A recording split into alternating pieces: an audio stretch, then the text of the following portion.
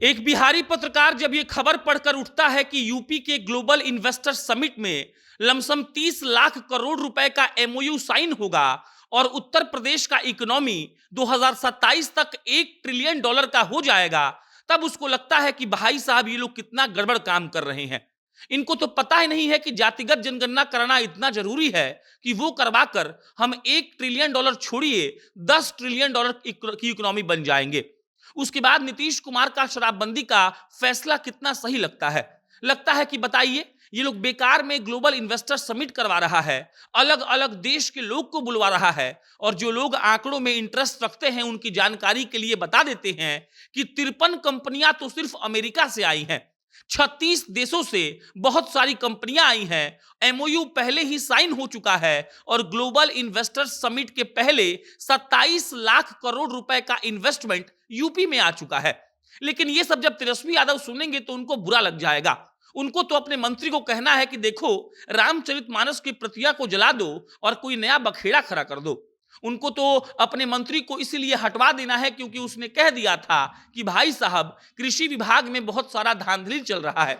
नीतीश कुमार जब ये खबर देखेंगे या सुनेंगे तो उनको बिल्कुल भी अफसोस नहीं होगा। उनको लगता है कि उनके जैसा महापुरुष पूरे ब्रह्मांड में पैदा नहीं हुआ। जो योगी बाबा हैं, ये तो धर्म कर्म करने वाले आदमी हैं। इनको क्या पता है कि इन्वेस्टमेंट क्या होता है। असली इन्वेस्टमेंट तो पटना का मरीन ड्राइव है। वो मरीन ड्राइव जहां पर छोले कुलचे खाते हुए बिहार के लड़के और लड़कियां आह नीतीश जी और वाह नीतीश जी का नारा लगाते हैं, और उनको लगता है कि भाई साहब देखिए, 8वां अजूबा तो हमारे बिहार में हम बनवा ही दिए हैं। बाकी इस वीडियो में हम बस अपना पूरा दिमाग का जो दही है वो आपके सामने उड़ेलेंगे। हमारे पास कोई कंटेंट नहीं है। लेकिन जब हम ये खबर पढ़े कि नरेंद्र मोदी आए हैं, मुकेश अंबानी आए हैं, कुमार मंगलम आए हैं, और इनके अलावा उन तमाम बड़े नामों का लिस्ट जब हम देखे तो हमको लगा कि ये सब बिहार के पटना में काहे नहीं होता है। फिर हमको याद आया कि भाई साहब, बिहार के पटना में इतना पुल बन गया है कि उन लोग का गाड़ी फंस जाएगा, और जब गाड़ी फंस जाएगा तो बताइए इन्वेस्टर कैसे आ पाएगा, और इन्वेस्टर आ जाएगा तो बालू का और शराब का धंधा कैसे चलेगा। बालू का धंधा करना सबसे बड़ा धंधा होता है, ये बिहार के उन दबंगों को पता है। इन्वेस्टर वगैरह तो देखिए लखनऊ, नोएडा, हैदराबाद, दिल्ली और बेंगलुरु के लिए बना है। बाकी इस खबर में हम इसी बात पर चर्चा करेंगे। उससे पहले नमस्कार स्वीकार कर लीजिए, मेरा नाम प्रशांत राय है, और अब लौट जाते हैं नीतीश कुमार पर। अब आईआईटी जेईई और नीट की तैयारी प्री फाउंडेशन लेवल से करना हुआ बहुत आसान। आर्म्स कोचिंग इंस्टीट्यूट के साथ क्लास 7th से 10th तक के बच्चे मात्र 8,999 रुपए में एडमिशन लें, और क्लास 12th के बच्चों को स्पेशल बैच में एडमिशन मात्र 14,500 में मिलेगा। हमारा ब्रांच बाजार समिति, कंकरबाग तथा बोरिंग रोड में स्थित है। लाइब्रेरी, डाउट क्लासेस से लेकर आधुनिक तकनीक से आपके टीचर आपकी तैयारी करवाएंगे। अन्य जानकारी स्क्रीन पर उपलब्ध है, जल्दी करें क्योंकि seats are limited. Nitish Kumar Bihar के 19 साल से मुख्यमंत्री की कुर्सी पर बैठे हुए हैं। उनको लगता है कि उनके जैसा नेता पूरे ब्रह्मांड में कोई पैदा नहीं हुआ। आपने नीतीश कुमार को कभी ये कहते हुए नहीं सुना होगा कि इन्वेस्टर्स मीट करते हैं। उन्होंने कभी अपने बच्चों को नहीं कहा होगा कि चलो यार, आज हम बिहार के उन लड़कों से बात करते हैं जो बेंगलोर, दिल्ली और बंबई के आईटी सेक्टर्स में काम करके उनका इकोनॉमी बूस्ट कर रहे हैं, उनको इंफ्रास्ट्रक्चर दे रहे हैं, लेकिन बिहार के होकर वो बिहार के लिए कुछ नहीं कर रहे हैं। नीतीश कुमार का जब मन गड़बड़ा जाता है तो वो कोई यात्रा पर निकल जाते हैं।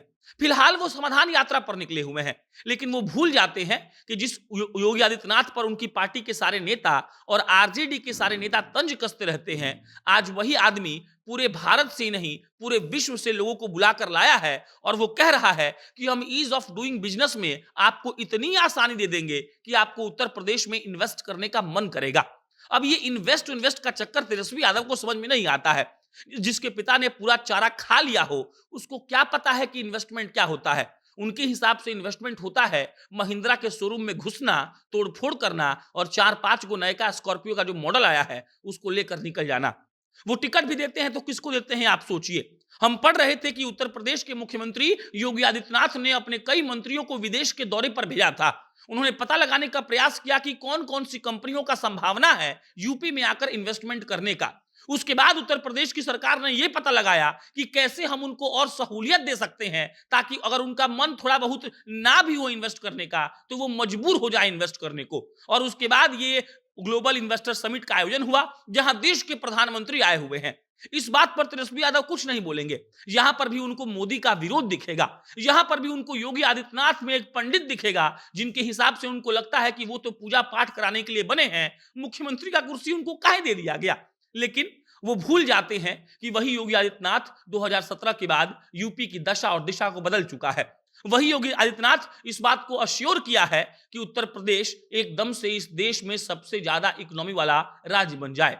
बाकी बिहार के लोगों के लिए खुशखबरी है। जातिगत जनगणना के बाद आपको मालूम पड़ जाएगा कि राजपूत, भूमिहार, कोयरी, कुर्मी, यादव कितने हैं, दलित कितने हैं, और उसके बाद यहां नए नए नेता पैदा होकर इस बात के लिए क्लेम करेंगे कि हमारा जाति इतना है तो हमको उतना भागीदारी चाहिए। हमारे यहां नारा यह होता है कि जिसकी जितनी भागीदारी उसकी उतनी हिस्सेदारी। हमारे यहां हम ये सोचते ही नहीं है कि अगर इन्वेस्टमेंट लाएंगे तो हिस्सेदारी और भागीदारी सब ठीक हो जाएगा। हमें लगता है कि देखिए, जात से बड़ा कुछ भी नहीं है। हमें लगता है कि गांधी जी के मार्ग पर चलकर शराबबंदी कर देनी चाहिए। और यूपी में शराबबंदी है कि नहीं आप पता कर लीजिएगा।